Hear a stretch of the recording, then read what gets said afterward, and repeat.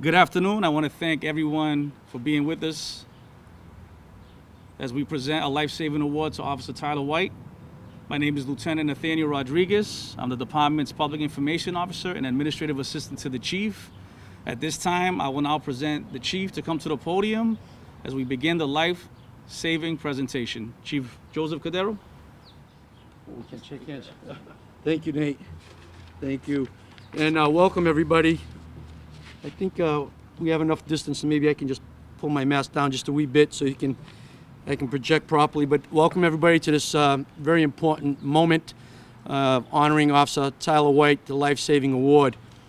I wish we could do this in better circumstances. We could have more people here to really celebrate Officer Tyler White and the life that he was able to preserve through his actions. Officer Tyler White entered the police academy in February of 2019, and several months later, in July of 2019, he graduated and became a New Bedford police officer. Less than a year, we get to see a little bit of what Officer Tyler is all about, his character, and what we can expect over the next 31 plus years from him. During the early morning on May 1st, 2020, Officer Tyler White responded to investigate a single motor vehicle accident. On arrival, the vehicle had collided with a tree. The force of the impact was so great that not only was the vehicle totaled, but the motor landed in someone's front lawn, if you can imagine that. Officer White observed the vehicle, and which was totally engulfed and overtaken with heavy smoke. Officer White noticed a driver and at least one other passenger to be trapped in the vehicle. The operator was trapped underneath the dashboard and was suffering from burns and other injuries. Officer White ran to the burning car and after several attempts was able to remove the driver, who suffered serious lower body injuries. Officer White arrived on scene and quickly decided to administer life-saving measures, with total disregard for his own well-being. You got to think about that for a moment. He's responding to a single car accident. What do you expect? Probably a minor event. And you get there, you got a car bellowing with smoke, probably flames, smell of burning rubber, and two human beings trapped in there. And he's there, as you see him here today, with no extra equipment that could, prevent him from burns and hot heat. No breathing apparatus. And he rushes to the car, and after several attempts is able to get that operator out of that vehicle. That gentleman is alive today because of Officer White. And for that, we're grateful for his actions, his bravery, his courage, and total disregard for his own well-being. If you would, I know no one's here, but if you would join me with a round of applause for Officer White for the amazing work that he did in saving a life. And it's not just one life that you saved. That one life, as we all know, impacts many. Family, friends, and future events that that individual will have. So without any further ado, I am going to pin Officer Tyler White with our very prestigious award, our Life Saving Award.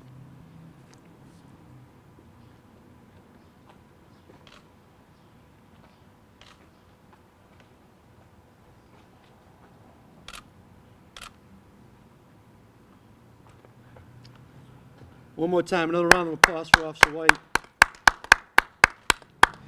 Great. Again, we're here with Officer Tyler White. We just received the Life Saving Award for his amazing, courageous efforts on May 1st of 2020. Officer White, you went to the academy this time last year. You were in the academy, and they tried to prepare you for a lot of things. Were you prepared for this? I wouldn't say I was prepared.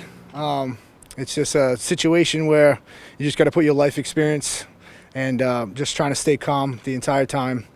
I didn't expect to see two passengers trapped when I got on scene, and it was definitely a hectic moment. And I'm glad I could stay calm, and I'm glad I could, take that kid out of the car and save his life.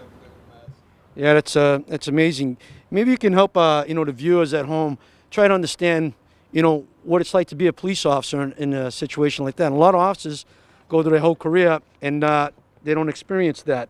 So if you could just give them a little, you know, view into what was going on in your mind and in your emotions, because I can imagine what that's like. What were you thinking when you pulled up to the car and you first seen the smoke bellowing from the vehicle? I knew that that kid needed my help, and there was no one else there to potentially save his life. I knew that he was trapped, and because he was actively trying to get out, and I knew that I had to go and help him and potentially save his life. I gave it whatever I could.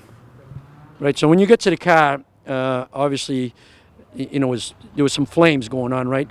Which door did you go to? Was the door hot? Could you feel the heat from that vehicle? What was happening?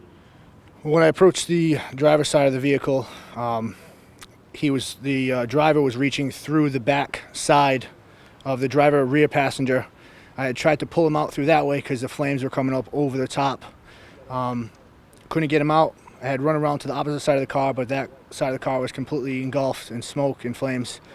I had come back around the vehicle, and he was reaching through the driver's side window, and I was able to extract him from that side of the vehicle and pull him free. While the flames were actively burning, it was just the entire car was engulfed in smoke. Wow, that's amazing. It really shows that you really are a hero amongst heroes. While you were going through that, I would imagine, like I can hear right now, the sirens coming, the cavalry is coming. Were they able to get there before you got them out? They weren't there. I was just so close by. I think the nearest unit was about a minute and a half out. Like I said, I was just happy that I was down the street when it happened, and I was able to respond under a couple minutes and extract them from the vehicle. So you got them out of the car before any of the assisting units got there, police, fire, and ambulance. Is that correct? Yes, sir. Wow, that is just absolutely amazing, and it's an honor to stand next to a hero here today. So thank you. Is there anything else you want to add, Officer White? I just want to thank New Bedford Police Department for giving me the opportunity to become a police officer. It's been my dream since I was a kid. So thank you. Yeah, well, we're grateful to have you here. The entire community is, and I'm sure as the young man that you saved his life and his family is grateful as well. So thank you very much. It's an honor to serve and stand by you right now. And you're wearing the same badge that I am. Thank you. Well, you heard it from Officer White, and I hope everyone has a great day and continues to practice good social distancing. Thank you. We're going to get flooded with calls. I'm showing an empty parking lot. We get flooded with calls, that's it. Cool.